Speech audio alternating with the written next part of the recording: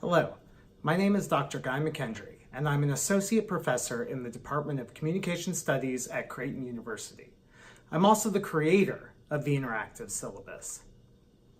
The Interactive Syllabus began as a project to try and respond to one of the most difficult problems instructors face early in the semester. That is, did anyone read the syllabus?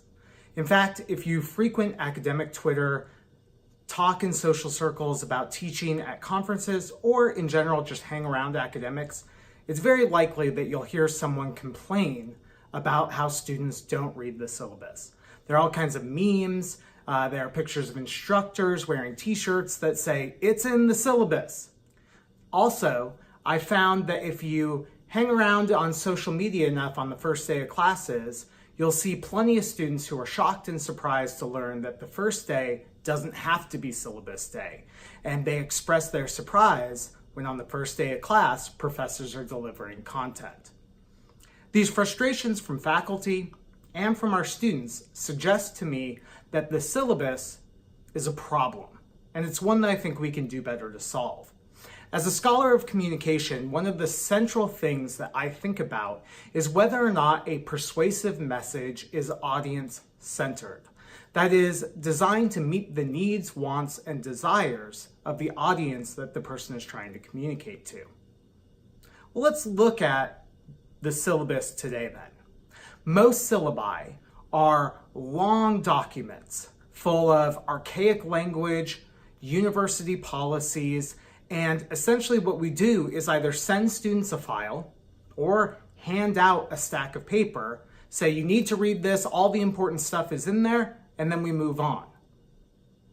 I hate writing syllabi. They are boring. They don't do much for students, and they essentially function now as a contract where I jam in all of the policies that the university tells me to, so that if something unexpected happens during the semester, I can cover my backside. That's not a document that is designed for students. And I actually came to this realization in my surveillance class that I teach when we were talking about how terms of service, the thing that you click on and say that you agree whenever you use a new piece of software, a new app, whatever, those aren't designed for you to read. They're written by lawyers to help prevent litigation. They're not built for users to understand the terms of use and the privacy that they're sacrificing. Well, syllabi function much in the same way. You get a 17-page document. It's full of all these terms and conditions. You're told to read it, and then if something goes awry, we get upset because you didn't understand it.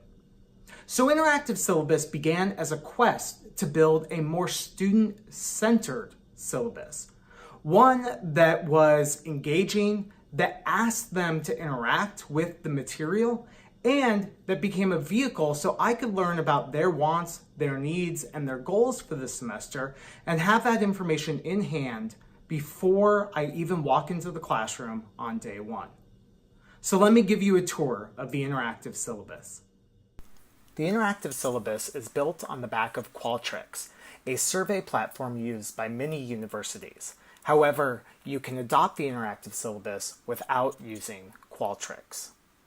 I want to just begin here by showing you some of the questions, and you'll notice that most of the traditional syllabus content is still contained within the Interactive Syllabus. So you see course objectives, assignments, book materials, meeting times, those kinds of things. However, you can also gather information from students. For example, you can ask what their goals and objectives for the class are. You can also find out what course materials they have. You'll also see that I'm asking questions like, do my office hours work with your schedule? And if I need to get a hold of you, what's the best way to do that? That way, if I'm having trouble with a student who might be struggling, I can come back to the information that they entered and I can look at how do they want me to contact them.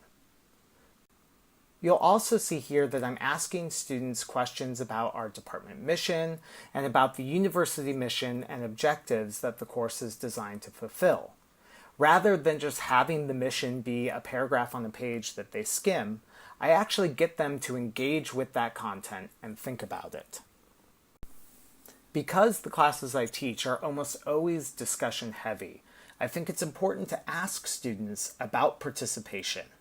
And so you'll notice here that I not only have a long paragraph about participation, but that I have purposefully given them space to kind of talk about what they think of participation, and I'm recording information about how they participate.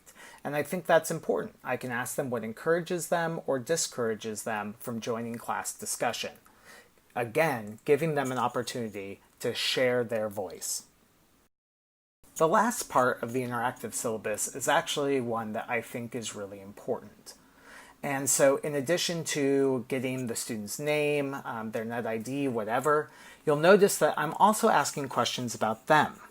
What are their preferred pronouns so I know how to address them? What did they take away as the most important thing in the syllabus? And I think most important, what questions do they still have? Because I have this list of questions, I actually have started before the first day putting up a frequently asked question page on our Blue Line, our Canvas webpage, that answers all the questions that students still had. And then on the first day of class, I point them to that document saying, I've heard you, I've listened to you, I want to get you this important information, so here are your answers. I am not alone in implementing this interactive syllabus into the classroom. After sharing it with colleagues here at Creighton, a number of people have began using it in their own classes. And after building the website and sharing it throughout my academic network, faculty at least 11 different universities have tried and successfully implemented the interactive syllabus into their courses. If you want to learn more about the interactive syllabus or even consider adopting it, you can find more information at www.interactivesyllabus.com. I'll also note that earlier I said that the platform was built on Qualtrics.